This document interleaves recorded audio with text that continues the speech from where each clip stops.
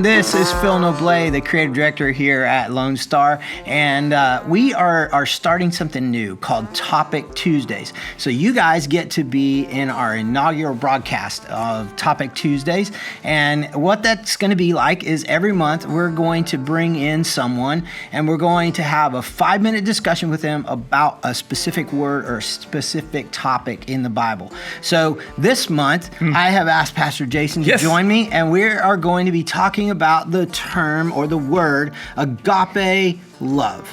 Are you ready for that? I love it. I am. Let's do this. All right, cool. So we're hitting a timer, and we're going to go. All right, so question number 1. Is agape just a fancy word in the Bible for love? It's more than a fancy word in the Bible. It's a descriptive word. When the Bible uses agape, it's not talking about something that you feel. It's talking about something that you do.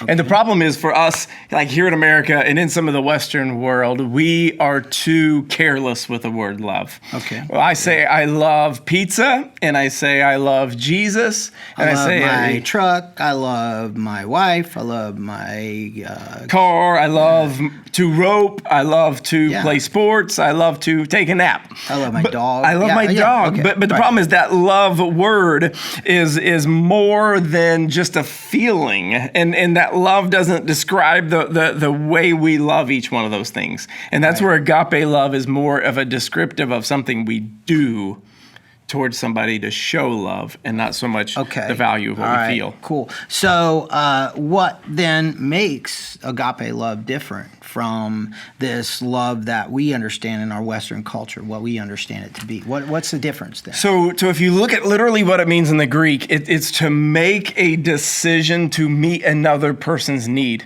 especially if that person can't do anything for you. So what it means is, like, it's not something that benefits me. Like, not self-serving. Not self-serving. Now, I'm going to do this for you because you can do this for me.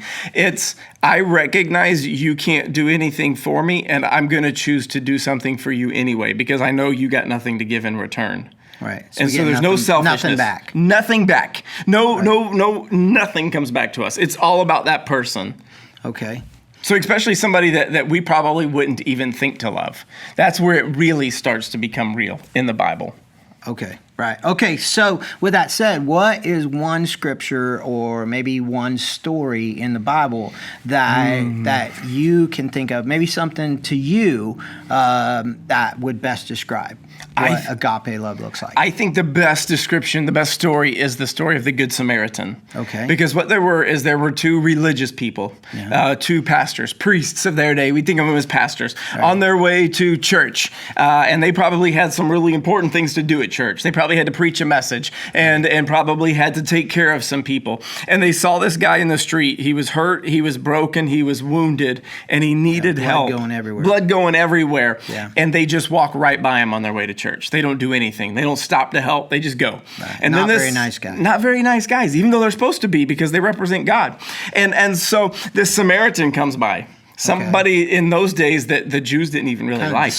Despised. Somebody that most people would not think very highly of, saw somebody else in need and thought more highly of them than they did themselves. They picked that person up. They bandaged them up. They took them to a hotel so that they could have a place to stay and to heal up. And then they even paid for all of that and gave some extra money to make sure that whatever that person needed to get better, that's what they could do. So they agape'd. They them. They gave to meet somebody's need that couldn't give anything in return. Awesome. But so not always easy though, right? And usually never easy. Never easy. What I'm thinking is there's some people in my life that maybe I don't even feel like they deserve this agape love. Maybe they like I don't even like them. Yep. Those are the perfect ones to show agape love to, though. I mean, that's what 1 John 4:11 says, since God agape us or loved us, then we ought to agape or love one another.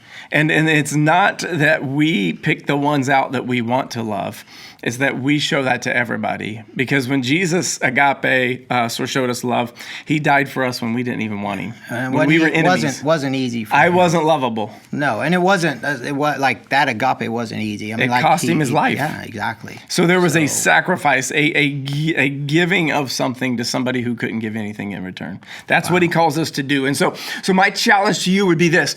For me, I want to encourage you, find one person this week that you could show agape love to. Maybe it's going over to a neighbor and taking them a meal because you know they're sick. Maybe it's a neighbor who has no other family around. They live by themselves and checking on them. Maybe it's fixing a broken water line in sheetrock that's messed up from Snowpocalypse 21. Maybe it's finding a homeless person and taking them a bottle of water and a sandwich and just giving it to them and saying, I love you, without any judgment in return. Agape someone. Ooh, or what about like a coworker or a boss or something that maybe you take them a cup of coffee struggle with, but yeah, you do something on purpose. Do something on purpose to bless them. That's what I would challenge you with this week. Awesome.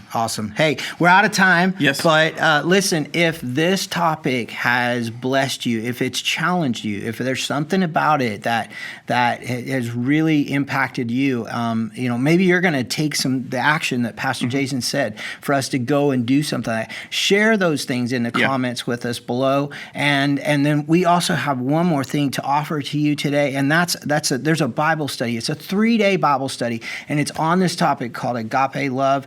You can find it in the YouVersion app, but you can also click on the link that we're providing here in the description below. Yes. So do that. Look into it. Dive a little bit deeper into this topic of agape, because it's not what we really experience on a day-to-day basis. It's not really at all what we would call love. Do something. But yeah, do something. Yes. Awesome.